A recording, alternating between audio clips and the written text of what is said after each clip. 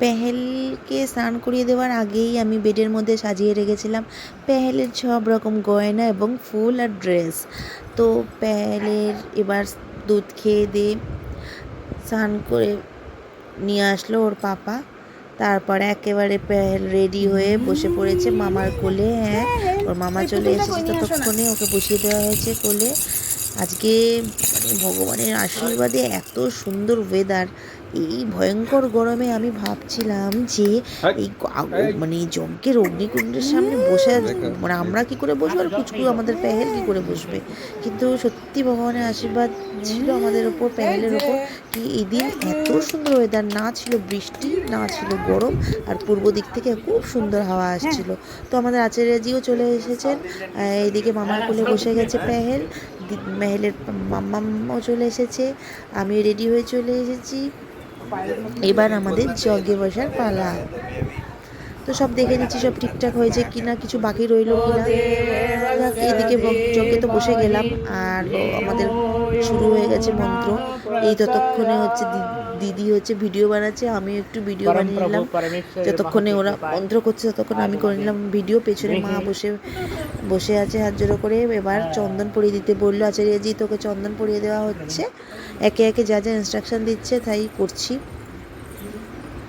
মাকে বললাম পেছনে এসে বসো, তোমাকে যদি দরকার হয় যজ্ঞের পাশে বসো।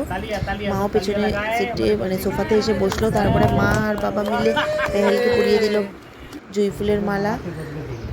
এবার হচ্ছে ওকে পরিয়ে দেওয়া হচ্ছে হাতে, সুতো পরিয়ে দিচ্ছেন হচ্ছে আচার্যজি। পেহেলের পাপা আমাদেরকে ফটো তুলছে। পেহেলের মামার কোলে আবার ট্রান্সফার হয়ে গেল। মন্ত্র হচ্ছে, মামা ওখানে বসে আছে। এত সুন্দর ওয়েদার, তার মধ্যে এই যজ্ঞ মানে সামনে থেকে না দেখলে বোঝানো যাবে না, এত সুন্দর হাওয়া আসছিল। আর পেহেলও খুব খুশি, এই যে হাসছে মামার কোলে বসে বসে। জানি না কতক্ষণে হাসিটা থাকবে। তো ও তো দিব্যি এনজয় করছে। আর ওর জন্মের সময় একটা হয়েছিল হচ্ছে নামকরণের জন্য, তার আগে গর্ভ সংস্কার যজ্ঞ আমরা করেছিলাম। এটা আর্য সমাজ মতে, দয়ানন্দ সরস্বতীর যে আর্য সমাজ সেই মতে এই যজ্ঞ করা হয়। আমার শ্বশুর মশাই মানে পেহেলের ঠাকুরদাদা মানে আর্য সমাজের ফলোয়ার। তার আগে মানে আমার হাজব্যান্ডের যে ঠাকুরদা, তখন থেকে মানে 2-3 জেনারেশন ধরেই কিন্তু আর্য সমাজ ফলো করে আসছে। তো সেই হিসেবে যজ্ঞটা আমাদের প্রত্যেকটা ইভেন্টে একটা করে যজ্ঞ করি বৈদিক মতে। তো এবারে বৈদিক মতে যজ্ঞ শুরু হয়ে গেল। মা বাবা মামাকে থাকতে হয় বিশেষ করে প্রেজেন্ট এই যজ্ঞে। আর যে পায়েসটা বানানো হয়েছে স্পেশালি, কারণ আজকে অন্নপ্রাশন উপলক্ষে পায়েস দিয়েই মুখ কেটো করা হবে আমাদের পেহেলের। তার আগে আমাদের আচার্যজি সব বলে দিচ্ছে নিয়ম। এবার মামাকেই খাওয়াতে হয় এই নিয়ম অনুযায়ী। তো প্রথমে যজ্ঞে গেল পায়েস, যজ্ঞে দেওয়া হলো পায়েস এবং সেটা মামাই দিচ্ছে।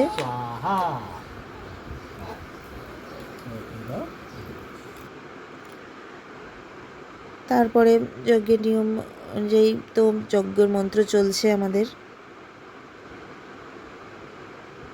আর মা পেছনে বসে আছে। সকলেই ইনভলভ হতে হয় যজ্ঞে। এইসব যজ্ঞে হচ্ছে যে ভেষজগুলো ব্যবহার করা হয়, সেগুলোতে পরিবেশ, চারিদিকের পারিপার্শ্বিক পরিবেশও যেমন দূষণমুক্ত হয়, শরীরের জন্যও এইরকম যজ্ঞ খুব ভালো। পিওর ঘি দিতে হয় যজ্ঞে। আর যজ্ঞে যে সামগ্রীটা ব্যবহার করা হয় সেটা হচ্ছে ভেষজ যে গাছপালা সেগুলো দিয়ে তৈরি। তো এই যজ্ঞটা শেষ হয়ে যাওয়ার পর এবার হচ্ছে এই মামার হাত দিয়ে খাবে হচ্ছে পেহেল পায়েস।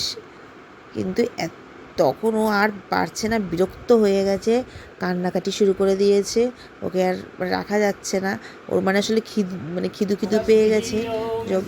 যাই হোক, ওকে এত কান্না দেখে তো খাওয়ানো যাচ্ছে না। পুতুল দিয়ে নাচাচ্ছে ওর বাবা, ওর সামনে ও কিচ্ছু দেখবে না। এখন ওর খিদু পেয়েছে, ও কিচ্ছু দেখবে না।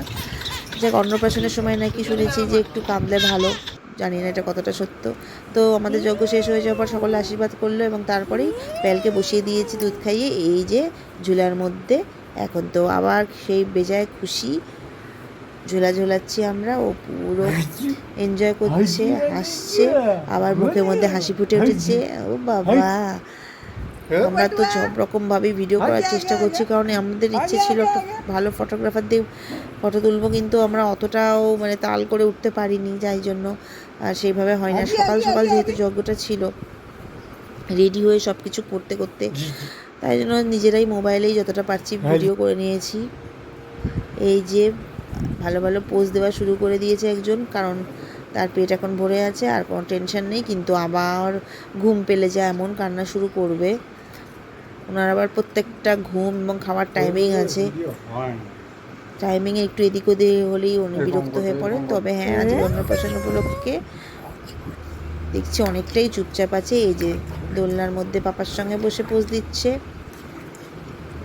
আমরা কয়েকটা ভিডিও ফটো তুলে নিলাম নিজেদের কাছে রাখার জন্য। এরপরে মাম্মামের কোলে বসে ঝুলা ঝুলছে। হ্যাঁ, আমার সোনা মাম্মা মায়ের কোলে বসে ঝুলা বলছে। বাইরের ওয়েদারটা এত সুন্দর যে ক্যাপচার করতে ইচ্ছা করছে, তো পেলে পাপা সুন্দর করে ক্যামেরা করে দিল। এই যে পেহেলকে নিয়ে যতটা মোবাইলে করা যায় ততটাই চেষ্টা করছি, কিন্তু যতই হোক একটা প্রফেশনাল ক্যামেরাম্যানের থেকে তোলা আর আমাদের তোলা পার্থক্য। তবে মেন হলো, মানে মেন কথা হচ্ছে যে মেমোরিজটা আসল, তো মেমোরিটাকে রাখাটাই মেন উদ্দেশ্য। তো এই মেমোরিটাকে আমরা ক্যাপচার করে রাখলাম। আর এই সুন্দরভাবে আজকের এই অন্নপ্রাশনের দিনটি সেলিব্রেট করা হলো বৈদিক মতে। আজকে বৈদিক মতেরটা এত তাড়াতাড়ি ডিসিশনটা নেওয়া হয়েছিল যে এত সুন্দর করে আমরা অর্গানাইজ করে সেলিব্রেট করতে পারবো বুঝিনি। যাই হোক, পেহেলের এই বৈদিক অন্নপ্রাশন সুন্দরভাবে গেল, সকলে ওনাকে আশীর্বাদ।